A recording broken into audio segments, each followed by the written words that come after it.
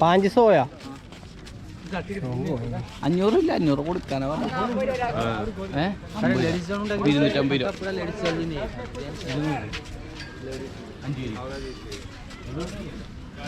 രൂപ അല്ലെ പൊട്ടണം 50 രൂപ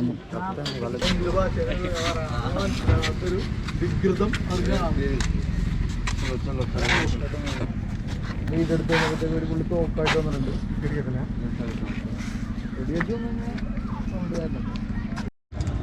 തോക്ക് ഇപ്പൊ മേടിക്കണ്ടാ ധൈര്യമായിട്ട് എടുത്തു. Hey guys, welcome to my channel. അപ്പോൾ ഇന്നത്തെ വീഡിയോ എന്ന് പറയുന്നത് കൊണാർക്ക് ടെമ്പിളിനെ കുറിച്ചാണ്. കഴിഞ്ഞ വീഡിയോയും കൊണാർക്ക് ടെമ്പിളിനെ കുറിച്ചായിരുന്നു, പക്ഷെ അത് അഫ്രീദിന്റെ വെർഷനാണ്. ഇത് എന്റെ വെർഷൻ. അവന്റെ വെർഷനിൽ കുറച്ചുകൂടി ലൈവ് ആയിരിക്കും കാര്യങ്ങൾ. ഞങ്ങൾ ആ സമയത്ത് സംസാരിച്ചത്, കളിച്ചത്, ചിരിച്ചത് അത് റോ ആണ്. ഞാൻ വേറെ എഡിറ്റും കാര്യങ്ങളൊന്നും ചെയ്തിട്ടില്ല. ഇത് സാധാരണ എല്ലാവർക്കും മനസ്സിലാവുന്ന രീതിയിലുള്ള ഒരു വ്ളോഗാണ്.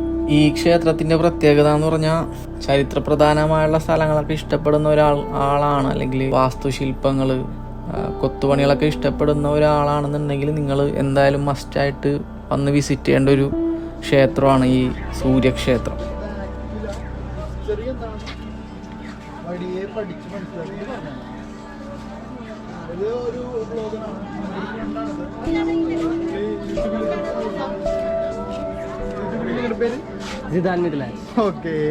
എന്റെ പേര് തന്നെയാണ് യൂട്യൂബിലും.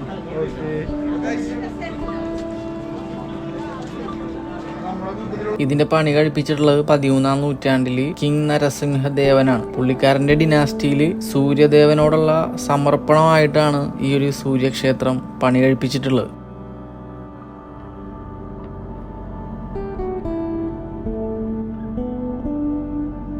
ഇത് നിങ്ങൾക്കൊരു ഓവറോൾ നോക്കിയാൽ മനസ്സിലാവും. ഇതിന്റെ ഒരു ഷേപ്പ് എന്ന് പറയുന്നത് ഒരു തേരിന്റെ ഷേപ്പാണ്. തേരില് രഥം, അതിന്റെ ഷേപ്പാണ്. അതായത് സൂര്യദേവന്റെ തേര് ആയിട്ടാണ് ഈ ഒരു സൂര്യക്ഷേത്രം അവർ പണി കഴിപ്പിച്ചിട്ടുള്ളത്.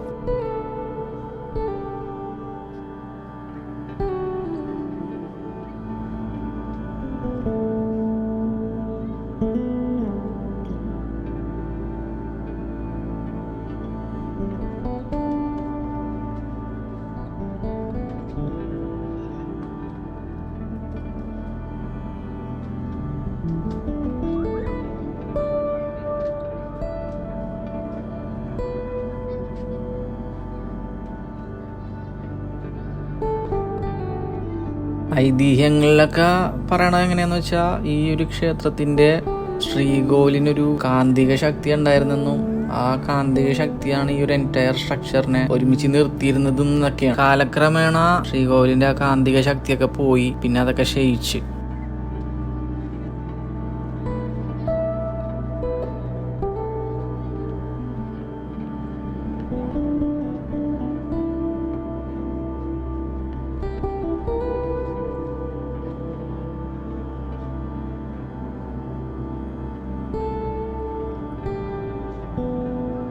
ആയിരത്തി 1984 യുനെസ്കോ വേൾഡ് ഹെറിറ്റേജ് സൈറ്റിൽ ഇത് ലിസ്റ്റ് ചെയ്യുന്നത്, ഈ ഒരു സൂര്യക്ഷേത്രം.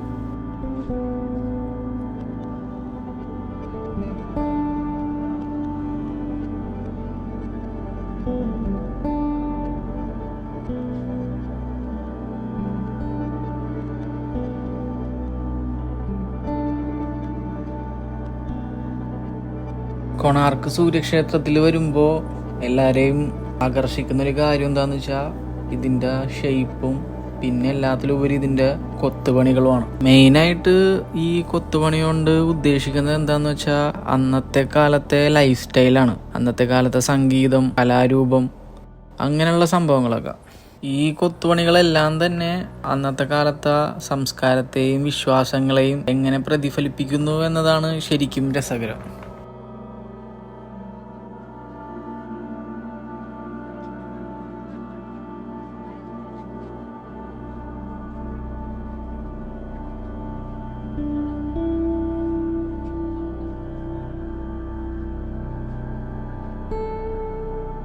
ഇനി സന്ദർശകരെ ഏറ്റവും കൂടുതൽ ആകർഷിക്കുന്ന ശില്പങ്ങളെക്കുറിച്ച് നമുക്ക് സംസാരിക്കാം.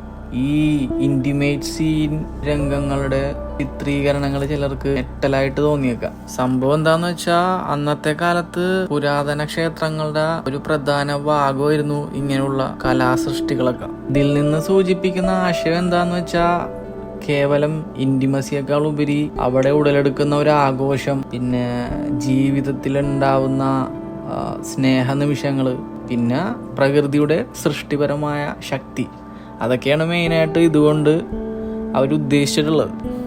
കുറച്ചുകൂടെ ഡീറ്റെയിൽ ആയിട്ട് പറഞ്ഞിട്ടുണ്ടെങ്കിൽ ഇങ്ങനെയുള്ളൊരു സംഭവം, അതായത് ഈ ഇൻറ്റിമസി ഒളിച്ചു വെക്കുകയോ നിഷിദ്ധമാക്കപ്പെട്ടതോ ആയിരുന്നില്ല അന്നത്തെ കാലത്ത്.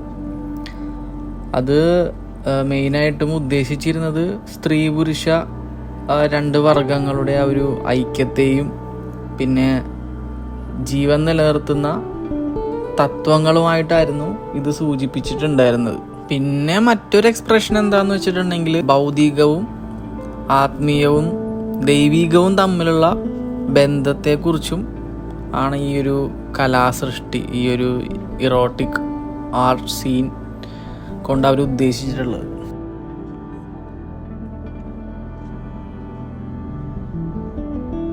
പിന്നെ ഇതിനെക്കുറിച്ച് മനസ്സിലാക്കാൻ, അതായത് ഈ ഒരു കൊത്തുപണീനെ കുറിച്ചൊക്കെ മനസ്സിലാക്കാനായിട്ട് നിങ്ങൾ അന്നത്തെ കാലത്ത് ആ ഒരു വൈബിനെ പറ്റി ചിന്തിക്കേണ്ടതുണ്ട്. പ്രാചീന കാലഘട്ടത്തിലെ ഇന്ത്യയിൽ ഈ ഒരു കാര്യം വളരെ പുണ്യകർമ്മമായിട്ട് ഭക്തിയുടെ ഒരു രൂപമായിട്ടാണ് കണ്ടിരുന്നത്. എന്തായാലും അന്നത്തെ കാലത്തെ രാജാവും അന്നത്തെ ആ ഒരു കാലഘട്ടമൊക്കെ വേറെ വൈബായിരുന്നു എന്ന് നമുക്ക് ഇതിലൂടെ മനസ്സിലാക്കാൻ സാധിക്കും. കുറച്ചുകൂടി ഒരു ഹെവി ലൈഫ് സ്റ്റൈലാണ് അന്ന് എടുത്തിരുന്നത്.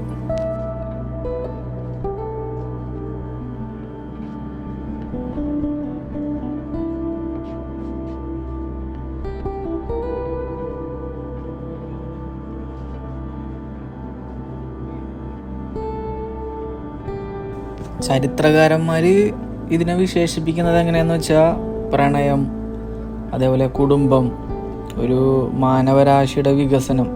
ചുരുക്കി പറഞ്ഞാൽ മാനവരാശിക്ക് വിപരീതമായിട്ട് പ്രവർത്തിക്കുന്ന ദുഷ്ടശക്തികളെ അകറ്റാനുള്ള പ്രതീകങ്ങളുമായിട്ട് കൂടി ഇതിനെ കണക്കാക്കുന്നുണ്ട്. പിന്നെ ബാക്കിയുള്ള വാസ്തുശില്പങ്ങൾ, അതായത് ഈ സ്കൾപ്ചേഴ്സൊക്കെ നിങ്ങൾക്ക് മനസ്സിലാവുമെന്ന് ഞാൻ വിചാരിക്കുന്നു. അതായത് ഈ മനുഷ്യർ ഡാൻസ് ചെയ്യുന്നത്, അതേപോലെ സംഗീതം വായിക്കുന്നത്, പടയാളി യുദ്ധത്തിന് പോകുന്നത്, അങ്ങനെയുള്ള സംഭവങ്ങളൊക്കെ. ഈ ഇറോട്ടിക് ആർട്ടിനെ കുറിച്ച് ഞാൻ വ്യക്തമായിട്ട് കുറച്ചുകൂടി ബ്രീഫായിട്ട് പറയാനുള്ള കാരണം ഇത് മനസ്സിലാവാത്ത ഒരുപാട് ആൾക്കാരുണ്ടാവും, എന്താണ് ഇതുകൊണ്ട് ഉദ്ദേശിക്കുന്നത് എന്നുള്ളത്. അതാണ് ഞാനിപ്പോൾ നിങ്ങൾക്ക് മനസ്സിലാക്കി തന്നതെന്ന് ഞാൻ കരുതുന്നു.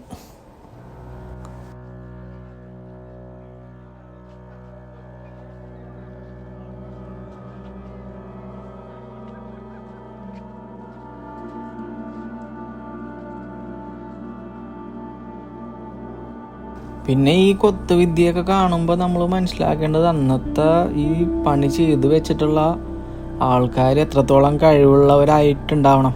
അതേപോലെ അവർ ജീവിതത്തെക്കുറിച്ചും അഡ്വാൻസ്മെൻറ്റ്, ലൈഫിൻ്റെ അഡ്വാൻസ്മെൻറ്റിനെ കുറിച്ചൊക്കെ ഒരുപാട് അവർക്ക് അത്രയും ചിന്താഗതി ഉള്ളതുകൊണ്ടായിരിക്കും ഇത്രയും അവർക്ക് ഇതിൽ കൊത്തുപണി ചെയ്ത് നമുക്ക് മനസ്സിലാക്കി തരാൻ പറ്റിയിട്ടുണ്ടാവുക, അല്ലേ? ശരിയല്ലേ?